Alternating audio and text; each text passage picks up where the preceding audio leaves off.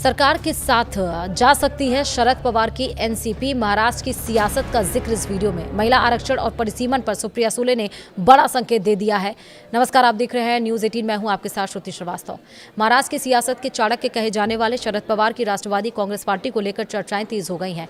परिसीमन यानी कि डिलिमिटेशन विधेयक को लेकर अब तक विपक्षी दलों के साथ खड़ी दिख रही एनसीपी ने अपने तेवर कुछ नरम कर दिए हैं। पार्टी की कार्यकारी अध्यक्ष और सांसद सुप्रिया सुले ने साफ संकेत दिया है कि उनकी पार्टी ने अभी तक प्रस्तावित परिसीमन विधेयक को खारिज नहीं किया। हालांकि उन्होंने यह भी स्पष्ट किया है कि अंतिम फैसला विधेयक का मसौदा देखने और विपक्षी गठबंधन इंडिया के सहयोग दलों से चर्चा के बाद ही लिया जाएगा। मुंबई में शरद पवार, जयंत पाटिल और शशिकांत शिंदे के साथ बैठक के बाद से मीडिया से बातचीत में सुप्रिया सुले ने साफ किया है कि पार्टी ने अभी तक डिलिमिटेशन बिल पर कोई आधिकारिक फैसला नहीं लिया है। उन्होंने ये भी कहा कि जिस बिल को अभी तक देखा ही नहीं गया है उस पर समर्थन या विरोध की घोषणा करना उचित नहीं होगा। उन्होंने आगे भी कहा कि पहले सरकार परिसीमन का पूरा फॉर्मूला और प्रक्रिया लिखित रूप में सामने रखे, उसके बाद हम इंडिया गठबंधन के सहयोगी दलों के साथ चर्चा करेंगे और फिर सामूहिक रूप से फैसला लिया जाएगा। हालांकि इसी दरमियान उन्होंने ये भी कहा कि अगर केंद्र सरकार 50% आरक्षण की सीमा पर चर्चा के लिए तैयार होती है तो एनसीपी यानी कि शरद पवार वाली भी परिसीमन के मुद्दे पर विचार करने के लिए तैयार है। उनके इसी बयान को लेकर यह चर्चा शुरू हो गई है कि पार्टी ने डिलिमिटेशन के लिए अपने दरवाजे पूरी तरह से बंद नहीं किए हैं। वहीं सुप्रिया सुले ने कहा कि दक्षिण भारत के राज्यों की आशंकाओं को भी गंभीरता से लिया जाना चाहिए। उन्होंने दोहराया कि उनकी पार्टी नहीं चाहती है कि परिसीमन की प्रक्रिया में दक्षिणी राज्यों के साथ किसी तरह का अन्याय हो, इसलिए सबसे पहले सरकार को यह स्पष्ट करना होगा कि परिसीमन किस फार्मूले के आधार पर किया जाएगा और इससे राज्यों के प्रतिनिधित्व पर क्या असर पड़ेगा।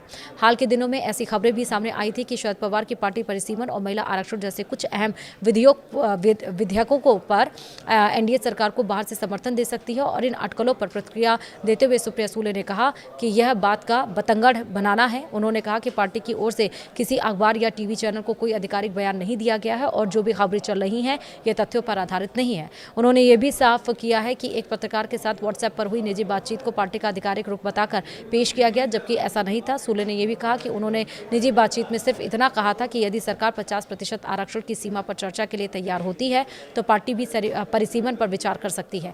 इसे पार्टी के आधिकारिक फैसले के रूप में पेश करना गलत है। वहीं जब न्यूज़ 18 इंडिया ने उनसे पूछा कि यदि सरकार उनकी शर्तें मान लेती है लेकिन कांग्रेस डिलिमिटेशन बिल का विरोध करती है तब एनसीपी क्या करेगी, इस पर सुप्रिया सुले ने साफ कहा है कि यह फैसला अकेले उनकी पार्टी नहीं करेगी। उन्होंने ये भी कहा कि हम इंडिया गठबंधन का हिस्सा, इस मुद्दे पर सभी सहयोगी दल मिलकर चर्चा करेंगे और उसके बाद ही कोई निर्णय लिया जाएगा। सुले ने यह भी बताया कि उनकी पार्टी के सभी सांसद, विधायक और कार्यकर्ता लगातार शरद पवार के संपर्क में हैं और पार्टी का हर बड़ा फैसला सामूहिक रूप से लिया जाएगा।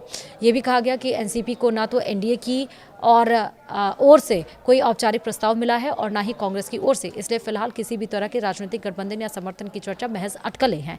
इस दरमियान उन्होंने एनसीपी के दोनों गुटों के संभावित एकीकरण पर भी प्रतिक्रिया दी। सुप्रिया सुले ने कहा कि उनके भाई अजीत पवार की अंतिम इच्छा दोनों एनसीपी का एक होना था और यह चर्चा उनके जीवित रहते भी होती रही थी। हालांकि उन्होंने साफ किया कि फिलहाल पार्टी के विलय या किसी नए राजनीतिक समीकरण पर कोई आधिकारिक निर्णय नहीं हुआ है। वहीं जयंत पाटिल की मुख्यमंत्री देवेंद्र फडणवीस से हुई मुलाकात पर भी उन्होंने सफाई दी। सुले ने कहा कि यह मुलाकात पूरी तरह से आधिकारिक थी और सांगली से जुड़े विकास कार्यों के मुद्दे पर हुई थी।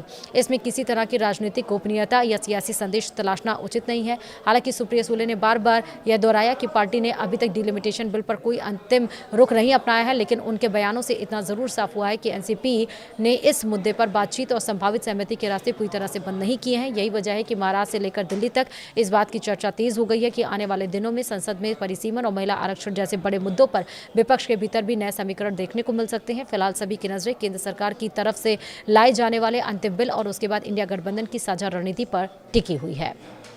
वीडियो में इतना ही। नमस्कार।